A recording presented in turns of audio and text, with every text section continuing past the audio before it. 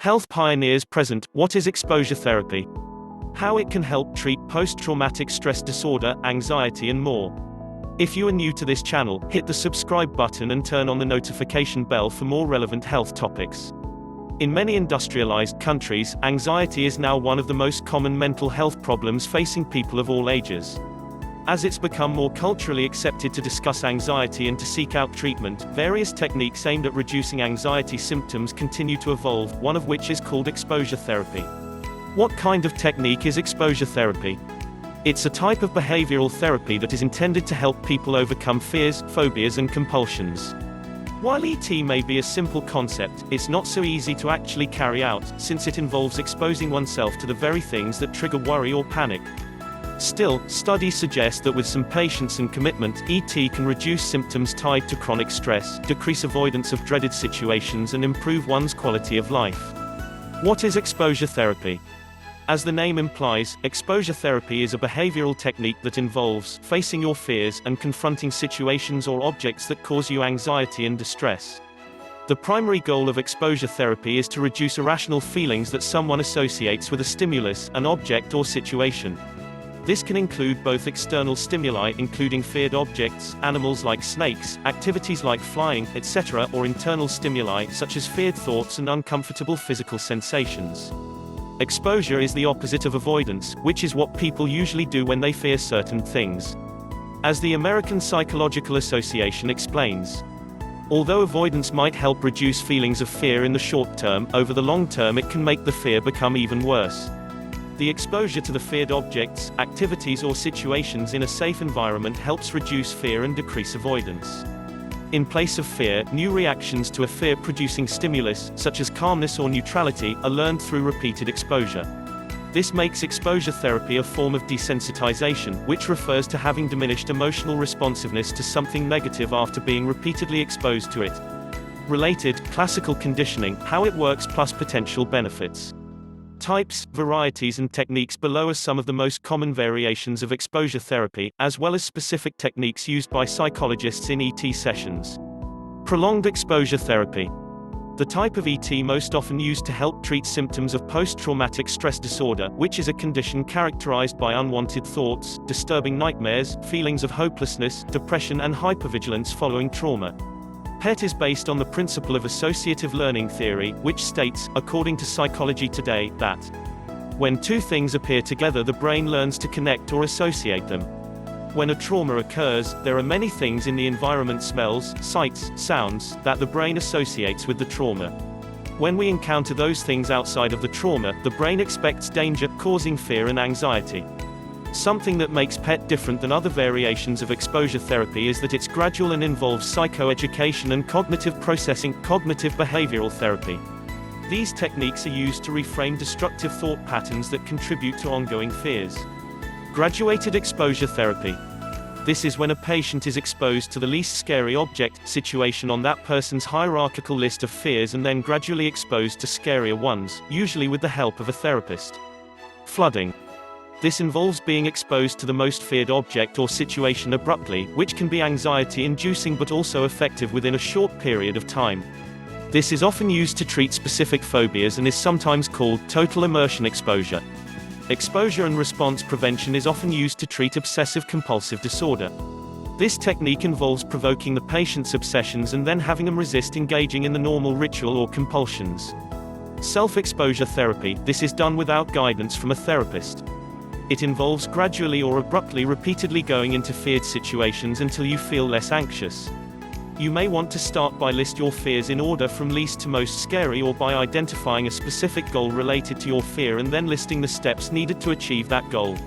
Several techniques are commonly used during ET sessions, including processing, imaginal exposure, and in vivo or in vitro exposure.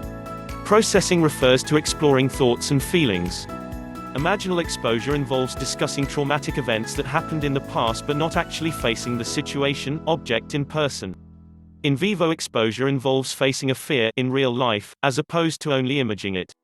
On the other hand, in vitro exposure therapy, basically the same as imaginal exposure, involves imaging the unwanted outcome so it becomes more familiar and less intimidating. Virtual reality exposure therapy is sometimes used in place of in vivo exposure when exposure in real life on an ongoing basis is not practical. This technique is commonly used to treat phobias, such as fear of flying, snakes, etc. Systematic desensitization may also be combined with ET. This involves practicing relaxation exercises, such as deep breathing, in order to reduce physical sensations tied to anxiety, including a racing heart or tense muscles, while being exposed to the fear stimulus. Eye movement desensitization and reprocessing therapy, also called rapid eye movement therapy, is another approach that can be helpful when used in combination with ET to decrease anxiety symptoms. During an EMDR session, the therapist's fingers move side to side, while the patient follows the therapist's finger or an object and tries to let go of controlling his or her thoughts. Thoughts are instead just noticed, much like during meditation, or they are replaced with more positive and realistic thoughts. Related, operant conditioning. What is it and how does it work? How does it work? ET requires people to speak about or face in person their fearful thoughts, feelings and phobias. They may also need to relive trauma and encounter trauma-related situations. For this reason, it can be a distressing technique. However, sessions are usually only brief and often result in decreased anxiety within several treatments. Here is what can be expected from an ET treatment session. A patient meets with a therapist for a one-on-one therapy session. Each session typically lasts 60 to 90 minutes and occurs about once a week. How long does exposure therapy take to work? Depending on the person, it may take anywhere from 4 to 15 sessions to experience significant improvements in symptoms.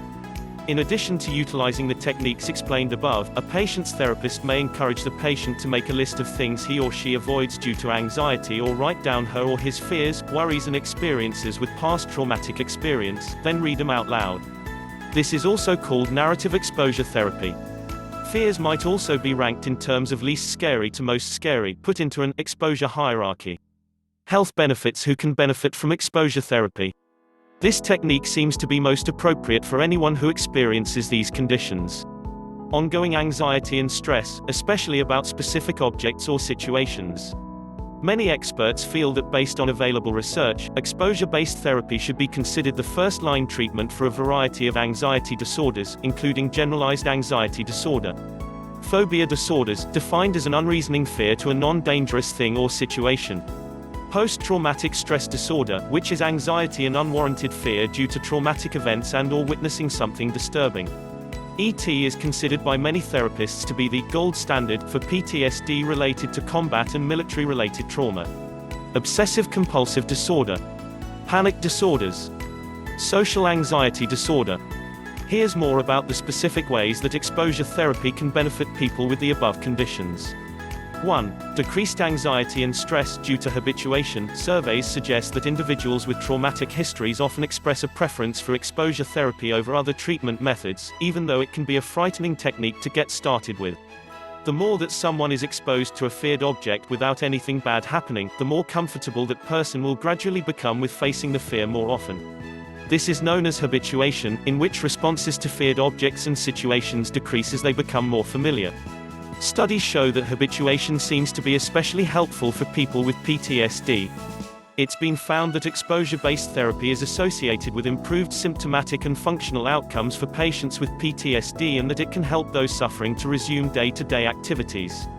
It's also been found to reduce symptoms, including anger, guilt, negative health perceptions and depression, among those with anxiety disorders. 2. Help stopping unwanted habits and thought patterns. Extinction. One of the main goals of ET is to break associations in the mind between feared situations and bad outcomes. For example, exposure therapy for OCD can be effective because it teaches the person that stopping unwanted rituals, behaviors, such as obsessive washing or checking, will not result in anything scary actually happening. ET and ERP for OCD is most often done gradually, using a fear ladder. By reaching the end of the fear ladder, the patient learns how to identify the things that are bothering her or him, recognize the desire to engage in a compulsion, and then handle anxiety in real time by using other coping mechanisms. 3. Improved coping skills and confidence. When people commit to confronting their own fears, research suggests that they often gain confidence in their ability to handle intimidating or scary situations in the future. New coping skills become available, as avoidance and compulsions are no longer used to manage anxiety. For instance, exposure therapy for social anxiety can be helpful because it teaches people to trust themselves around others, rather than avoid social situations due to fear of rejection or looking stupid or unintelligent. Avoidance is eventually replaced with self-confidence, good communication and trust in others. Concerns and limitations. What are some of the disadvantages of exposure therapy? One issue is that it can be difficult to find a therapist who is comfortable and familiar with this approach. An article published in Psychiatric Times states that while it is well established that exposure-based behavior therapies are effective treatments for anxiety disorders, unfortunately, only a small percentage of patients are actually treated with exposure therapy. ET may be most effective when combined with other therapeutic approaches, such as cognitive behavioral therapy, which focuses on identifying and changing destructive thoughts. CBT seems to be especially beneficial for emotional processing, or learning how to attach new, more realistic beliefs about feared objects, activities or situations, in order to become more comfortable with the experience of fear. Some patients with phobias, PTSD, severe anxiety or other conditions may also need to combine medication with exposure therapy in order to experience benefits. Examples of psychotropic medications that therapists may recommend to patients undergoing ET treatment include antidepressants and benzodiazepines, which are used to manage biological symptoms of anxiety. Certain therapists may also recommend patients try biofeedback therapy in addition to ET and/or medication. Biofeedback training is all about learning how to recognize and become aware of one's response to anxiety, then using relaxation skills to reduce and control the stress response. Overall, some ET techniques may be riskier than others. While self-exposure therapy is an option that some people may find attractive, it poses risks, such as potentially worsening anxiety. The same can be said about flooding, which can provoke panic attacks in some cases. Finding a therapist. The most effective and safest way to benefit from ET is to work with a therapist or healthcare provider who has been trained and certified in exposure therapy techniques. Unfortunately, many healthcare professionals do not understand the principles of ET and worry that it may make patients' symptoms worse, so it's best to seek out someone who is familiar with this specific method. To find a qualified therapist in your area, you can visit the American Psychological Association's website here. Conclusion. What is exposure therapy? It's a psychological treatment that was developed to help people confront their fears and phobias by exposing them to the very situations or objects that cause them anxiety.